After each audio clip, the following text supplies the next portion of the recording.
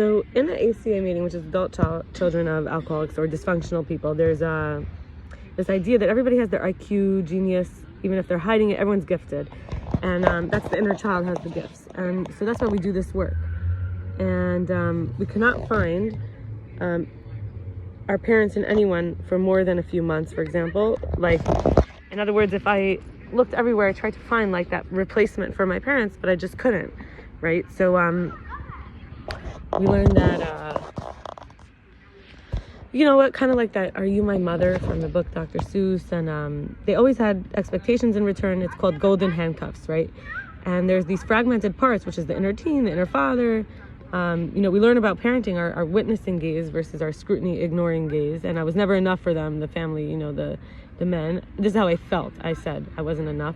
The validation stance versus the depriving, overindulging. And when you search for someone to keep up or surpass me even, but embarrassed of my desires and limits, preparing the way for the future self, or preparing the future self for the way, includes financial self-care, hygiene self-care, recreational self-care, even just safety, entertainment, food, nutrition, self-care, versus like my mother and father, my TV, food, anxiety, reactivity. And then in terms of Corona, I felt like I could go through the like coronavirus pandemic, like in terms of my inner child, I felt like I could go through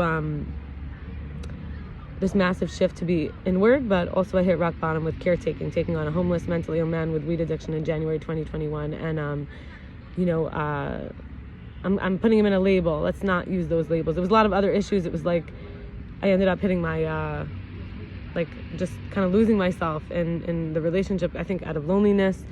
And when we talk about spiritual bypassing versus authentic healing, you know, this is really the theme here. So fragmentation is a hierarchical structure. It has misappropriates spiritual teachings to justify emotional expression, and the belief is that some emotions are better or more enlightened than others. And we might call this about low and high vibe, ascension and resistance, versus the wholeness that is from a circular structure. And this is accepting and embracing the full spectrum of the human experience. And the belief is that all emotions are sacred and valuable, and that context that have context and that carry deep wisdom for us.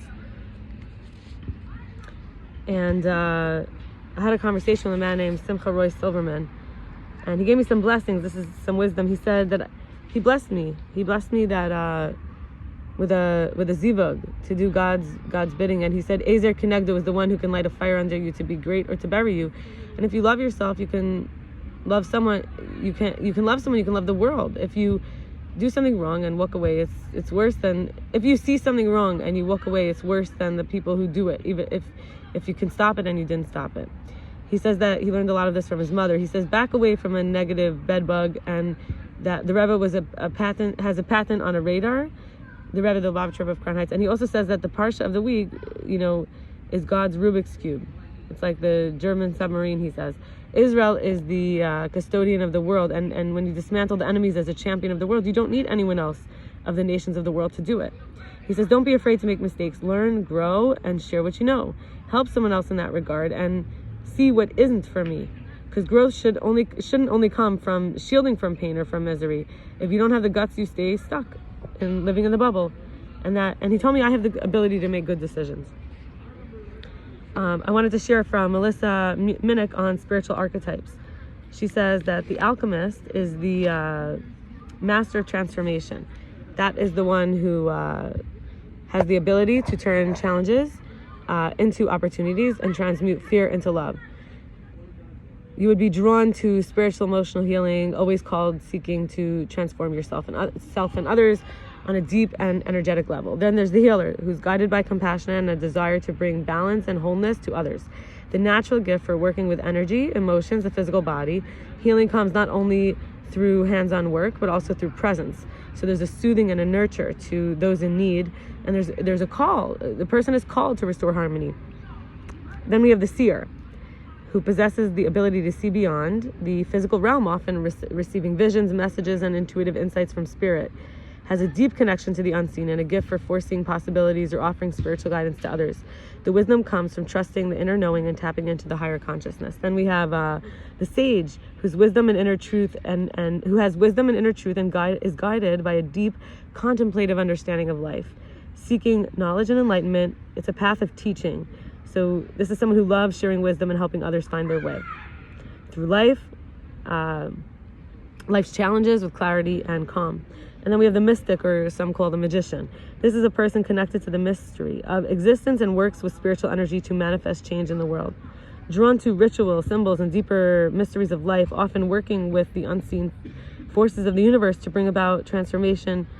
Sacred rituals might be used, mystical realms, and there's this walk between worlds, creating magic through intention, spiritual powers,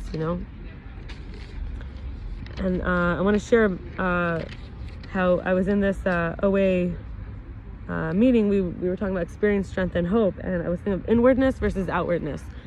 And OA is Overeaters Anonymous. And me in God's image versus God in my image, and how there's the trust issues, which I have, there's a theme of like compliance, control, negativity or negating, bias, entitlement, guardedness, and separational versus authentic expression, loneliness, attachment to and holding, shortage, discipline as punishment and depriving, and this idea of not enough. So everything comes and goes. Just like food doesn't bring lasting fulfillment, all that I was afraid of and resistant to also comes and goes and doesn't bring lasting, deprivation or pain. All paths lead to one, versus the belief that, all my or other stories, for example, scientist education, bacteria, flagella made up of tons of tiny parts so in other words, like, so I'm believing in all the stories. I might think something is true, but actually in the end of the day, you think of this bacteria has a little tiny parts that are so built, so microscopic, and yet they're like a technical, their machinery is so amazingly designed that it's like the sense of God, his natural wonders, his natural acts, his nature. And there's this one love, one flesh, one life, one power, one spirit, one nature. And when we think of like discipline as love and softness, we might eat right, sleep right, and have right hygiene, good information for the mind, good friends, good company. And